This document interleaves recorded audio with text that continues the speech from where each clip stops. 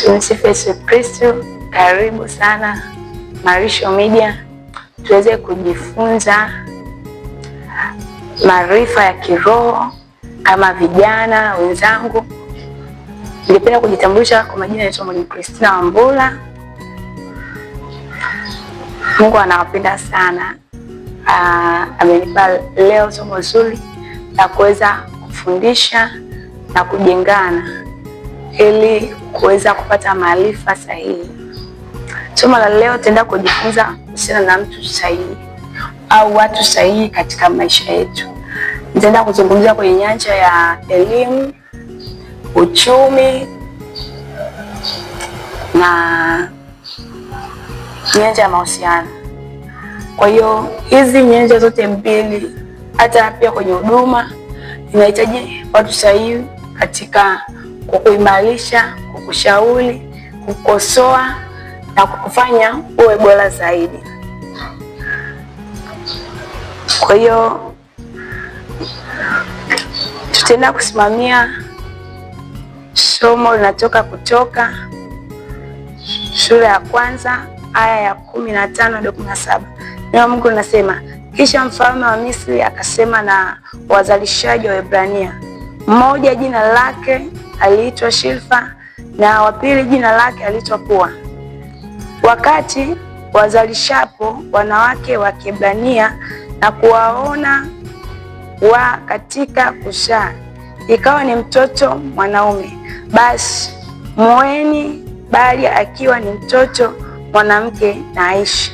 Lakini wale wazalishaji walikuwa wakimcha Mungu, wasifanye kama walivyoamriwa na huyo mfalme wa Misri, lakini wakawahifadhi hai wale wanaume. Tukisoma ile andiko takatifu tunapozungumzia watu sahihi katika maandiko matakatifu, tunaona pia watu sahihi ambao tunawahitaji ni kama Shilfa na Pua. Ni watu ambao walikuwa na hofu ya Mungu, pamoja kwamba mfalme aliamuru kwamba wazalishaji wakijifungua wale wanawake wa Kiebrania waue watoto wa kiume na watoto wa kike waache wakiwa hai, kwa sababu wale wanawake walikuwa na hofu ya Mungu. Waliwaacha wale watoto wa kiume wa Kiebrania wakiwa hai. Kwao walikuwa kama ni watu sahihi kwa wanawake wa Kiebrania, waliwasaidia. Ni kwa sababu kilichowafanya ni kwa sababu walikuwa hofu ya Mungu. Kwa mtu ambaye ni sahihi kwenye maisha yako, rafiki yoyote, kama kijana una rafiki ambaye mnasaidiana kwa shida na raha, anatakiwa awe sahihi, ambaye usahihi wake utaonekana pale ambapo ana hofu ya Mungu, anamwishi Mungu, anaishi neno la Mungu na anaogopa kutenda dhambi na anaogopa kufanya kitu ambacho ni chukizo mbele za Mungu na mbele yako. Kwa hiyo tunaona hawa wanawake wa Kiebrania, hawa wanawake wazalishaji ambao ni Shilfa na Pua, kilichowafanya wasitii ile amri ya mfalme ni kwa sababu ya hofu ya Mungu, na walikuwa sahihi kwa wanawake wa Kiebrania. Omba sana Mungu akujalie mtu sahihi au watu sahihi wa kuambatana nao. Umeingia shuleni, unaenda kusoma, kama ni mtoto huko kuanzia darasa la 1 na mpaka la 7, kama ni kijana huko form 1 mpaka form 4, kidato cha 6 na kidato cha 5, au ukiwa unaenda chuo kikuu, unahitaji kupiga magoti kumwomba Mungu watu sahihi wa kuambatana nao kwenye masomo. Nami nakumbuka nikiwa advance nilimwomba Mungu, naomba mtu sahihi, na alinipa rafiki yangu mmoja anaitwa Marieta, naomba kumtaja. Anaitwa Marieta, sasa hivi ni sister, anatumikia huko jimbo la Arusha. Nilimwomba Mungu na hakika alikuwa mtu sahihi kwangu, alinivusha, kwa sababu hata ufaulu wangu ana mchango mkubwa sana. Huyu rafiki alinifundisha pale siwezi, na tukaongeza yani alama za ufaulu wa somo la jiografia huko na nishinda, kwa sababu yeye alikuwa anasoma CBE, mimi nilikuwa nasoma HGK, ila tulishirikiana na tulikuwa marafiki kiasi kwamba wote walijua mimi nasoma CBG wakati nilikuwa nasoma HGK. Kwa hiyo omba sana mtu sahihi. Hata kadhalika kwenye biashara, omba watu sahihi. Unataka kufanya biashara, tafuta watu sahihi wa kuwauliza, wenye experience, kwamba walifanyaje mpaka kufika hapo, au wanafanya nini mpaka kufikia hiyo biashara wanayoifanya. Kwa hiyo nakusihi kijana mwenzangu, binti mwenzangu, mama, baba, ambaye unatamani kuvuka kwenye biashara, unatamani kutembea hata kazini, unahitaji watu sahihi. Si kila mtu ni wa kushare taarifa zako au changamoto zako unazopitia.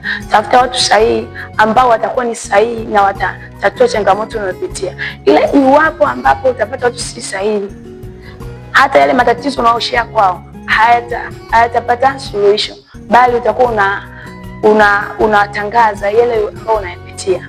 Kwa hiyo omba sana Mungu akupatie mtu mwenye hofu ya Mungu ambaye anaweza akawa sahihi katika maisha yako. Kadhalika hata katika mahusiano, omba mtu sahihi. Usije kwenye mahusiano na mtu ambaye si sahihi.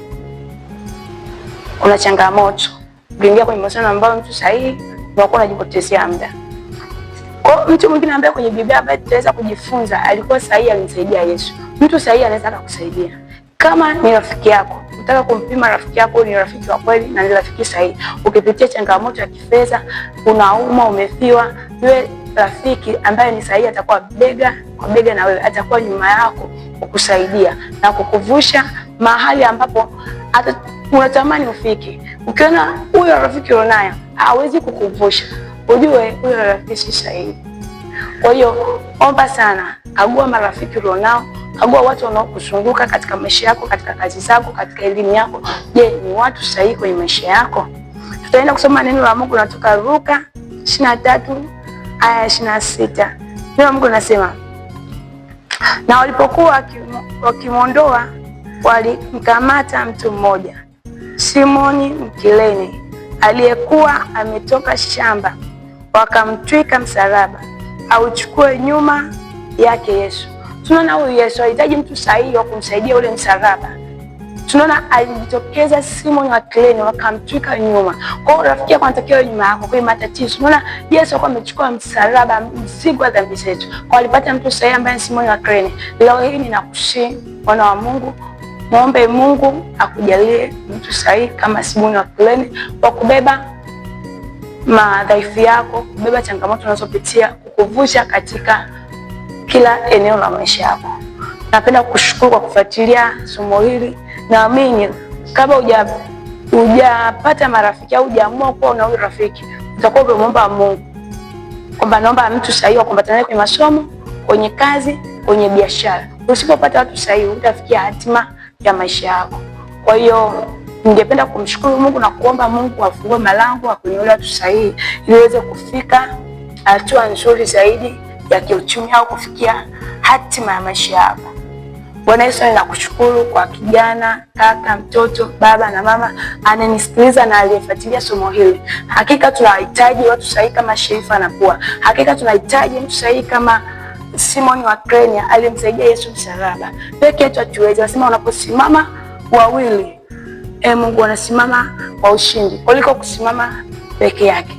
Mungu, ninaomba usimwache hata kila mmoja aliyefuatia somo hili. Naomba ukamwinulie mtu sahihi katika elimu, katika biashara, katika kazi, katika mahusiano. Popote anapoenda, hata katika huduma yake, apate mtu sahihi wa kumlea. Bwana Yesu, usituache, usitupungukie, maana tumekutegemea wewe. Kwetu kwako tunapata tumaini na tunakutana na watu sahihi. Mungu akubariki sana. Karibu sana uendelee kufuatilia vipindi vyetu kwenye channel yetu ya Amarisho Media. Usisahau kusubscribe, kucomment, kulike na kushare. Mungu akubariki sana na kupenda, na Mungu anakupenda zaidi. Ili giza litoweke, lahitaji mwanga.